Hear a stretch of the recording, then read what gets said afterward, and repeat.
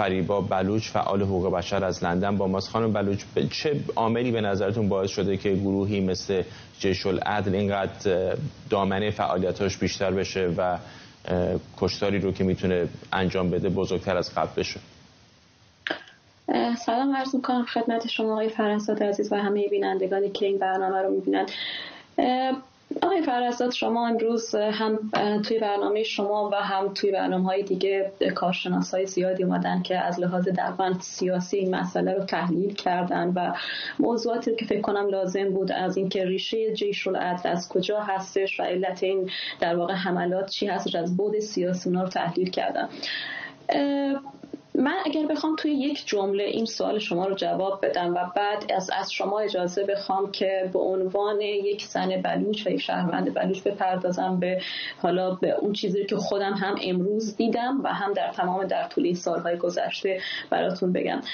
قطعاً 100% من خودم این عامل این در واقع حمله رو، عامل وجود آمدن گروه‌های مسلح رو همونطور که مهمان‌های دیگه شما هم گفتن 100% خود جمهوری اسلامی میدونم، یعنی باعث و بانی به وجود آمدن این گروه‌های مسلح جمهوری اسلامی هستش و همون چیزی که همیشه من توی برنامه‌های همه گفتم، فرق و فقری هستش که ما سالیان سال به عنوان بلوچ در واقع متحمل شدیم در جغرافیای ایران و این فقر، این خشونت مضاعف، این تبعیض سیستماتیک امروز نتیجهش این شد که ما امروز دیدیم.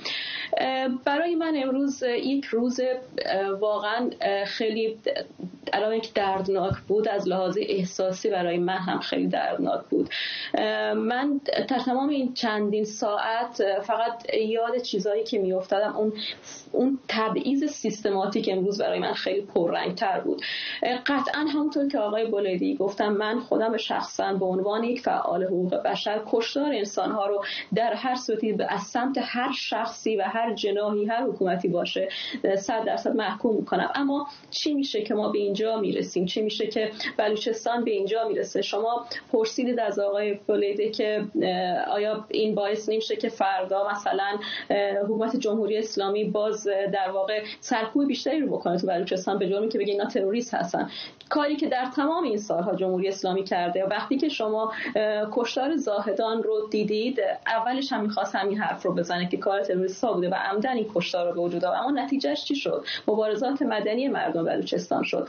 من امروز دیدم زنی رو که اینهایی که برای من دردناک بود این بود، توی سوشال مدیا من خیلی چک می‌کردم، پیام‌های زیادی رو می‌گرفتم. زنی رو دیدم که همیشه میناله از این که حتی توی بلوچستان با اینکه تحصیل کرده هستش کار نداره و سوزندوزی میکنه و حتی برای اینکه اون کارش رو ارائه بده اینترنت نداره، نمیتونه یه پست بذاره. و امروز همون زن رو می‌دیدم که نگران هستش که فردا 4 تا گردشگری که مثلا الان میومدن به شهر چابهار بترسن و نیان، مثلا همون کلیدواژه جمهوری اسلامی تو ذهنشون متبادل بشه. و من یاد سیل چند هفته پیش افتادم آقای فرهزاد. چند هفته پیش بلوچستان رفت زیر آب، حتی یک دونه بالگرد برای نجات مردم نداشتن، چندین کودک کشته شدن.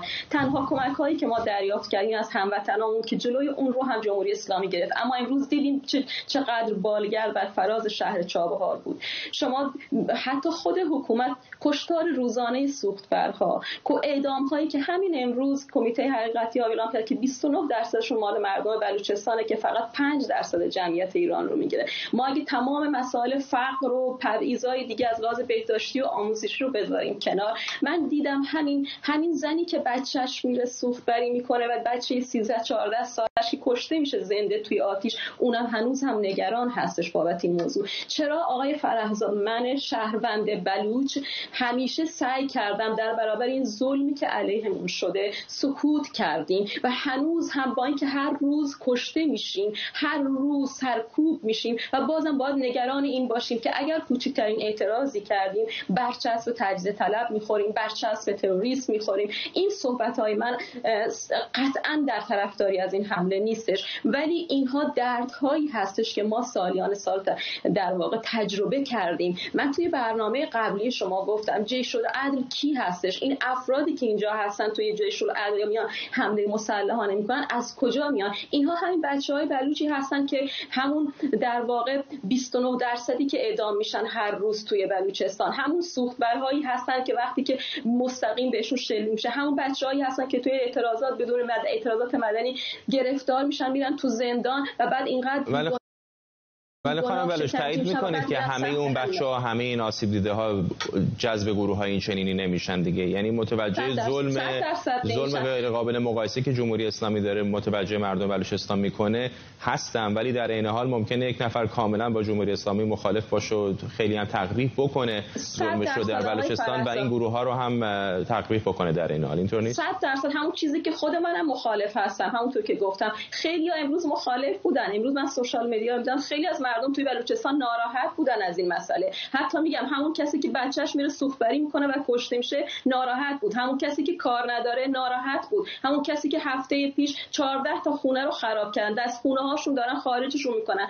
بعد میان با عنوان طرح توسعه سواحل مکران که همینم جیش العدل عنوان کرده بود، میان مثلا میگن که 7 میلیون نفر جمعیت رو وارد بلوچستان بکنیم که بلوچایی که خودشون هنوز کارن. قطعا همه موافق نیستن آقای فرزاد، ولی میگیم که این مسئله‌ای که بود اینها نتیجه همون ظلمی که جمهوری اسلامی میکنه و جمهوری اسلامی اتفاقا میخواد که این گروه‌های مسلح باشن که باز بیاد سرکوب بیشتری رو واسه مردم بلوچستان بکنه، که دستش بازتر باشه برای سرکوب مردم بلوچستان. این نکته مهمی است. شما چقدر نگران هستید که رشد گروه‌های این چنینی اتفاقا به سرکوب بیشتر جنبش‌های لیبرال و دموکراسی خواهانه در منطقه منجر بشه؟ ببینید چیزی که من خیلی بیشتر نگرانش هستم قطعا همون در واقع بهانه‌ای که 100% این بهانه‌ای میده به دست جمهوری اسلامی که تشدید بکنه، در واقع اون سرکوب‌ها رو تشدید بکنه، اون فشار مضاعف رو تشدید بکنه، جبر رو بیشتر امنیتی بکنه. ولی خب می‌بینیم که الان مثلا امروز جیش العدل میاد توی وبسایت خودش اعلام میکنه که فکر کنم نوشته بود که 168 نفر توی این عملیات بودن که 18 نفر در واقع کشته شدن. یعنی در واقع همونطور که خود شما گفتید گستردگی این در واقع حمله رو ما تا حالا ندیده بودیم، تعداد زیادی که اضافه میشن. در واقع وقتی که مردم ببینید همه فرضاً مثل من یا مثل شما مخالف خشونت شاید نباشم، یعنی کشتار هستن، همه این مردم درش هستن، ولی یکی میاد 1 سال و نیم مبارزه مدنی میکنه، تو خیابون میره، یکی میاد دادخواهی خودش رو مثلا به مسجد مکی میرسونه گریه میکنه، یکی میاد توی زندان اعدام میشه و بعد تبدیل میشه به همچین شخصی. ولی مسئله این هستش که بله ما نگران هستیم، من نگران هستم، خیلی از مردم توی بلوچستان نگران هستش، ولی مسئله‌ای که هستش آقای فرهزاد، ما سالها دهه‌ها بدون دلیل کشته شدیم، یعنی بدون دلیل. درسته که این شاید بهانه‌ای به قول معروف به دست جمهوری اسلامی بده برای سرکوب‌های بیشتر، ولی هیچ کس متوجه نشد واقعا آقای فرهزاد. ما در تمام این سالها هر روز در بلوچستان نسل کشی خاموش اتفاق افتاد، هر روز داره اتفاق میشه، هر اتفاق میفته، هر روز بیشتر میشه، بیشتر از روز قبل میشه. و حتی همون در واقع ببینید الان علنا جمهوری اسلامی داره مردم بلوچ رو از داخل همون منطقه چابهار که قطب اقتصادی منطقه است که داره با روسیه، با هندوستان، با چین قراردادهای بزرگ اونجا امضا کرده و این مردم بلوچ توی همون چابهار فقیرترین مردم در چابهار زندگی میکنن و همونجا همون همون کفری رو که دارن رو سرشون دارن خراب میکنن. یعنی فقر و تبعیض سیستماتیک و مضاعف بیشتر از این. یعنی واقعا آقای فرهزاد شاید من چند کلمه بگم، شاید حرفهای من برای شما تکراری باشه، ولی اینها درده. باید اونجا بیای زندگی بکنی، واقعا باید زندگی کرد.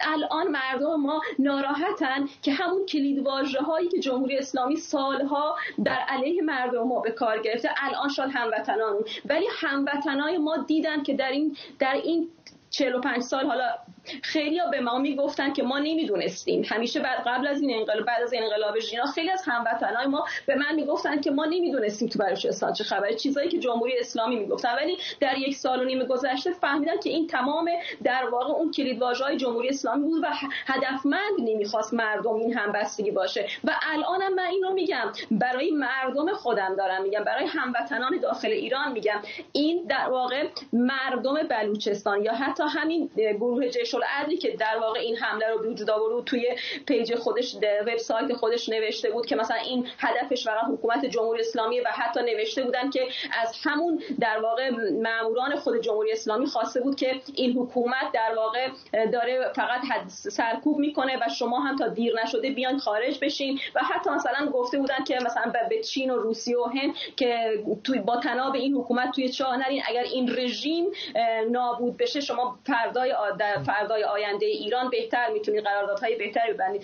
ببینید همه چیز جمهوری اسلامی نه تنها مردم ما اینو میدونن، نه تنها باعث ناامنی در خاورمیانه شده، عامل و باعث و بانی تمام این ناامنی ها در خود ایران و بلوچستان جمهوری اسلامی، همین آمار اعدام هایی که امروز اعلام کردن 853 این خودش یک حکومت تروریستیه. یعنی اولین گروه تروریستی به نظر من جمهوری اسلامی، سپاه پاسداران هستش که کشورهای غربی و کشورهای آمریکایی باید اون رو توی لیست بذارن، همینطور که این گروه‌های مسلح رو توی لیست گذاشتن، چون اون با جمهوری اسلامیه که باعث به وجود آمدن خشونت میشه و تولید خشونت میکنه و این خشونت همچنان ادامه پیدا میکنه با ظلمی که به مردم میکنه در هر جای دنیا. ممنونم از شما. فریبا بلوچ، فعال حقوق بشر از لندن با ما.